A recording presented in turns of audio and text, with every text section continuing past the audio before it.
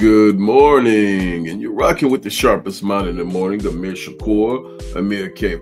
King 7 Shakur, and Amir Shakur speaks. And just wanting to let you know that we are here and rocking on down 21st. The 21st, and we're doing our thing. Hopefully, you're doing your thing. What is the thing? The thing is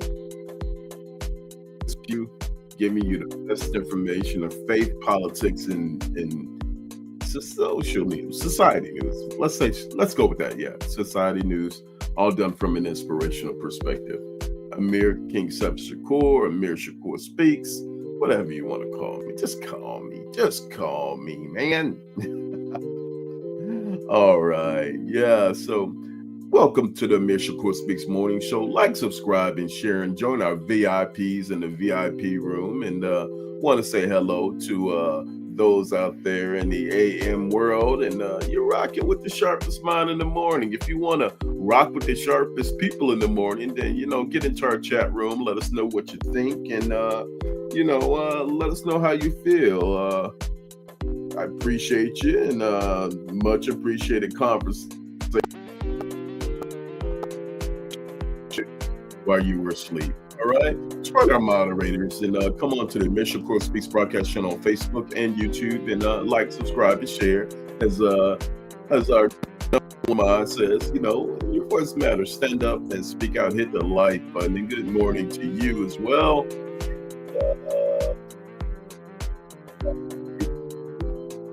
As we are sponsored by AASN News and the Chicago Urban Daily, opening up on an interesting note. All right, an interesting note, and again, we intend to bring you the best of information, faith, politics, and news, all done from an inspirational perspective. All right, remember, your voice matters. Let's say Canada, UK, Chi-Town, everybody who's watching us in my video shot, and I could say the voice shot, which technically is not, but we'll go there. Like, subscribe, and share. All right.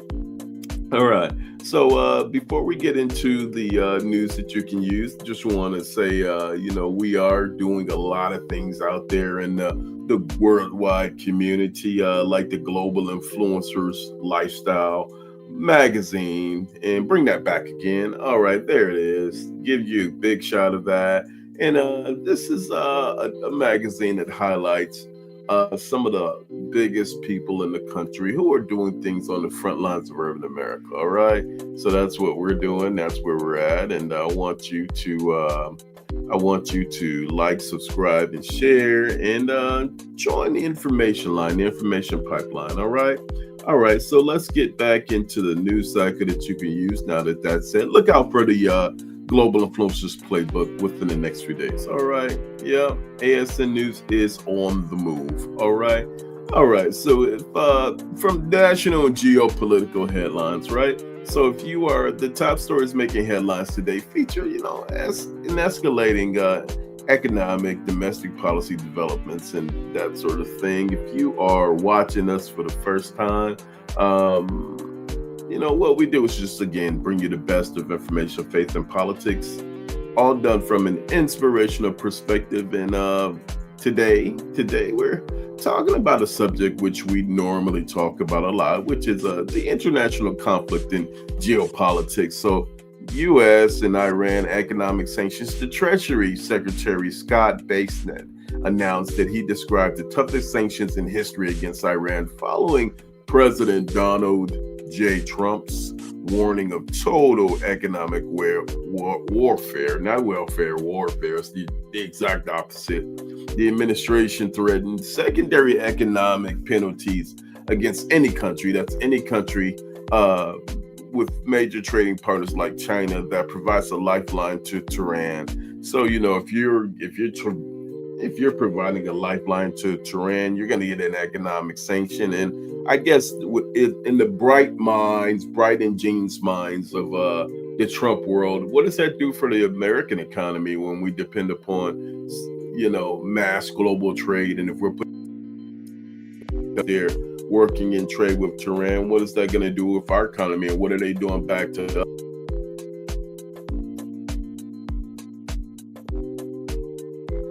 I'm gonna need you folks to go back and rethink that policy and then come back. Go back to the drawing board and write it back. When you come up with a better plan or a better program. All right. All right.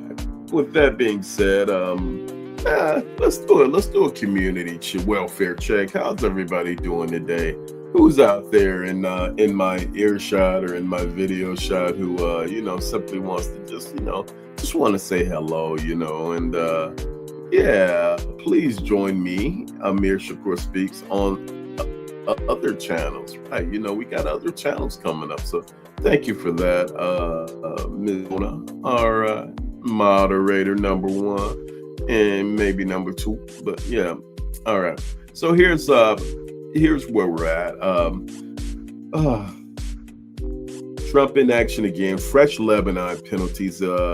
If you are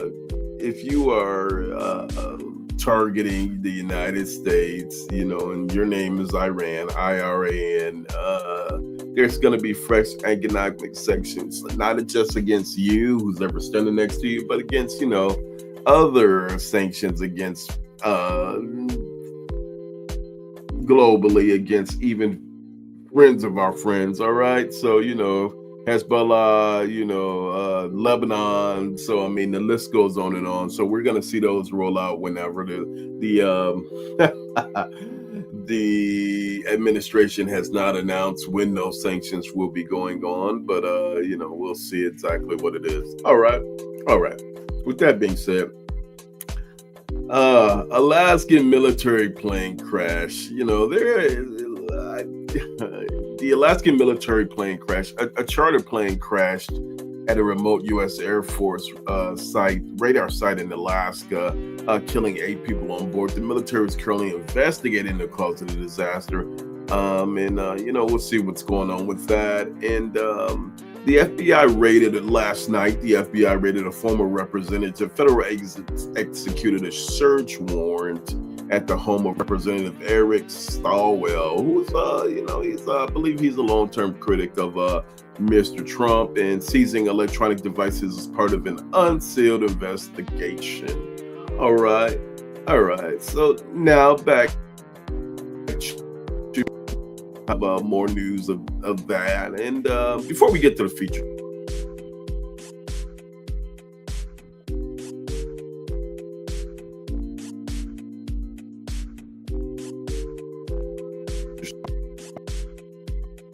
it's a lot of things going on in the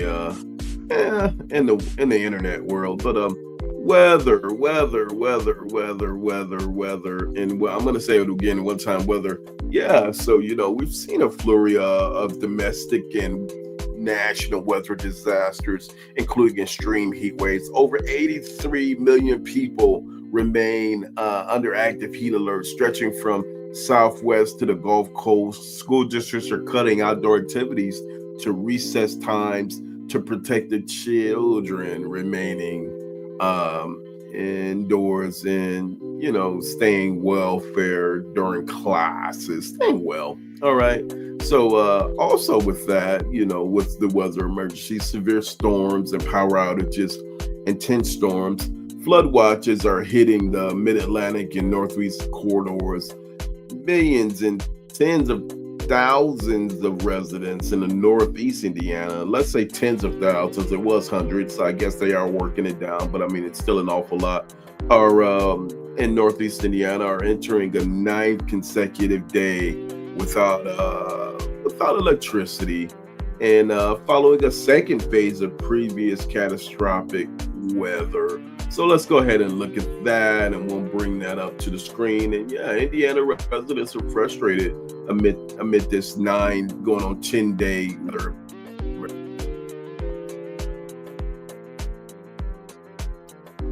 All right. And while we're waiting on the clip, if you can, like, subscribe, and share, and we'll pull it through for you and keep you informed. But yeah, we got it.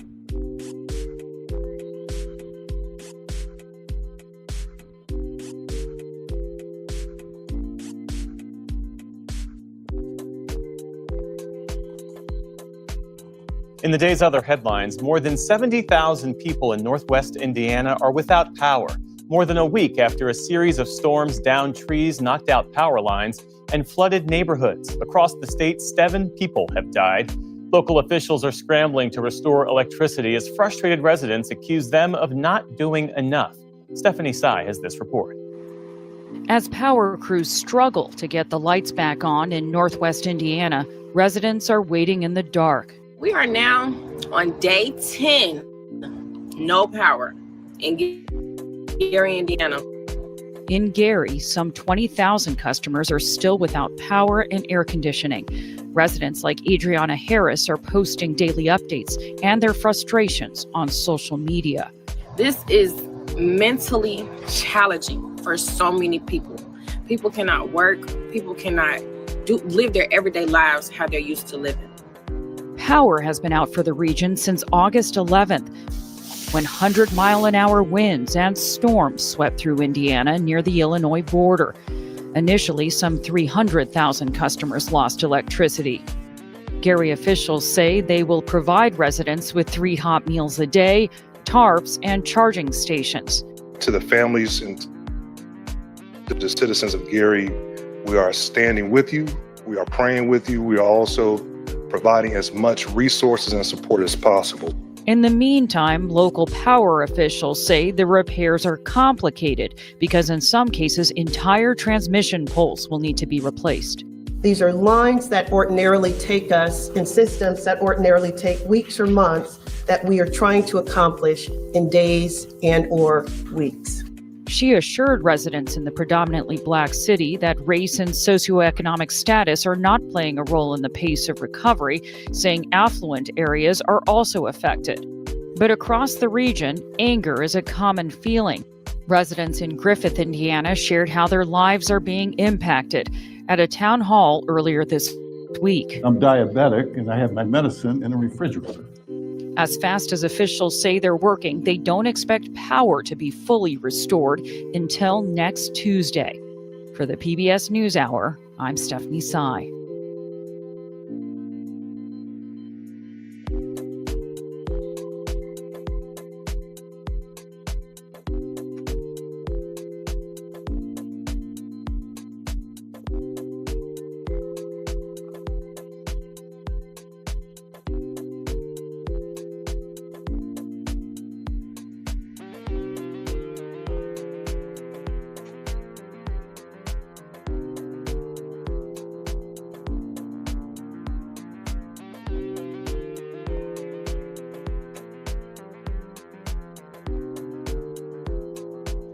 All right.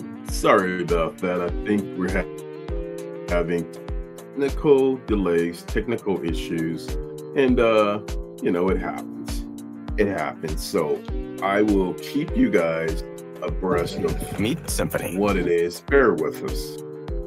All right. I'll keep you guys abreast of the issues that are going on, and keep you guys informed. As we're moving on, I will let you know what it is when it comes to just different weather emergencies. And I'm sorry I got distracted temporarily, but let's go ahead and move on to other news that you can use. Or you can be watching Trump shenanigans and other ways of this particular Trump not allowing this Trump, your president, I should say. The president is he's getting into a lot of things. I would say that some of the things that he's getting into are is just crazy. It's just crazy. And as we go into our feature story, let's just talk about it. Let's talk about it. So the feature story today that we want to discuss is Mr. Trump and the bright minds in Washington, D.C. have decided to go through a whole spree of renaming aircraft carriers. All right. And internal discussions are emerging within the U.S. Navy regarding proposals to rename the aircraft carriers. One originally scheduled to be named the USS Doris Miller, and guess who? The Trump administration is expecting that or proposing that to be named after instead of Donald Trump. Instead of Doris Miller. Oh, look, I gave it away. Mr. Trump is saying, hey, rename it after me. We don't want to rename we don't want to keep the name the Doris Miller. Why? Maybe because Doris Miller, wearing his Navy Cross in May of 1942, as you can see this picture here, was a black U.S. Navy sailor who was the first black recipient of the Naval Cross and a nominee for the Medal of Honor. As a mess attendant, second class aboard the battleship USS West Virginia, Miller helped carry wounded soldiers to safety during the attack on Pearl Harbor. He then operated an anti-aircraft gun, and despite no prior training in gunnery, officially shot down one plane, according to the department records. But Miller and other eyewitnesses claim a range of 4 to 6. So, they're saying that he actually shot down 6 guns and with his gun enemy aircraft, and no training, no record during the Pearl Harbor attack. Well, Mr. Trump has said, don't name it after him, name it after me. And not only have we seen that, but we've seen some more. Let's go to a clip. This one is extremely disgusting, but we'll go ahead and share the clip with you and come back and talk about it a little bit more. What a shame. Here we go.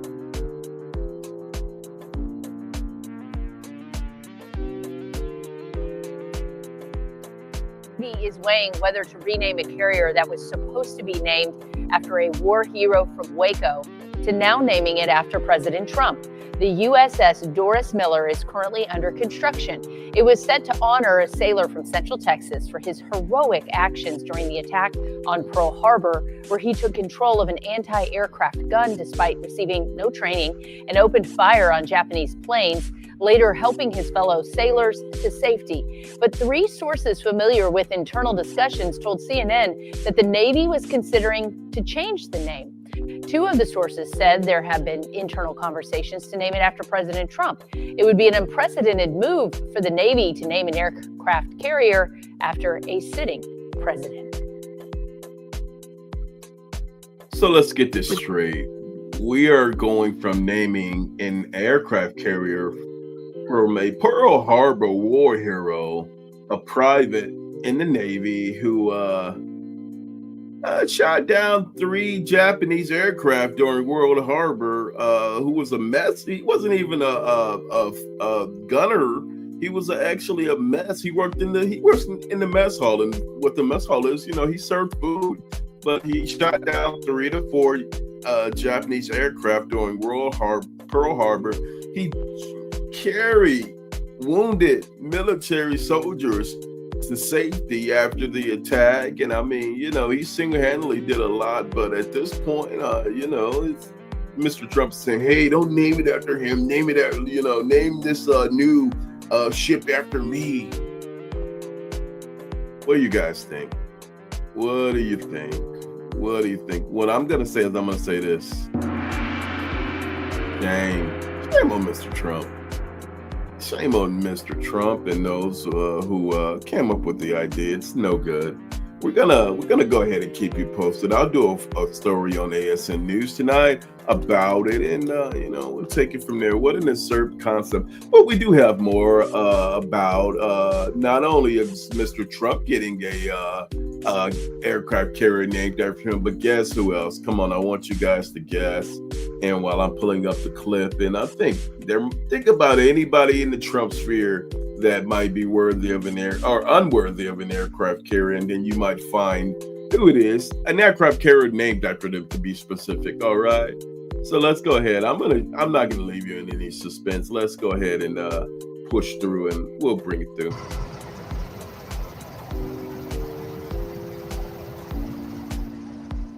In a surprising and symbolic move, the United States government is expected to officially announce that the U.S. Navy's next-generation aircraft carrier will be named the USS Musk. The name is a reference to the man currently serving as senior advisor to the president, an unprecedented decision in the history of naming American military vessels. The announcement will be made through an executive order planned to be issued today by President Donald Trump. Originally, the aircraft carrier was to bear the legendary name USS Enterprise CVN-80, but that plan changed amid a politically charged move. The construction of the ship is being handled by defense industry, Major Huntington Ingalls Industries, HII, with its official launch scheduled for November. Naming the USS Musk is not an isolated decision. It is part of a larger narrative brought about by a draft executive order titled Make Shipbuilding Great Again, a policy document that was circulated in February. In the draft, there is a strong emphasis on the shipbuilding industry imbalance between the United States and China. President Trump expressed his concerns publicly, stating that America was once a great shipbuilding nation, but is now falling behind and needs to catch up quickly. We're going to get back to building ships, and we're going to do it very quickly, Trump said at the time.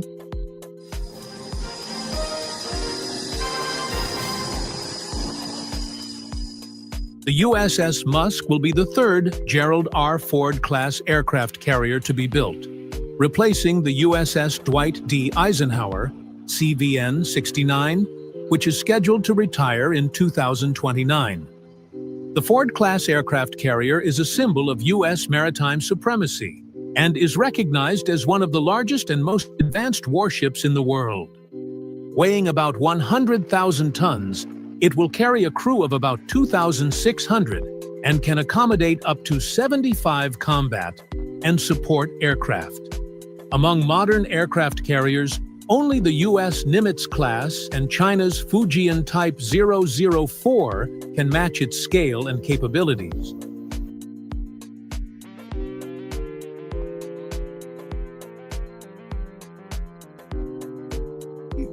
Oh, we'll stop right there.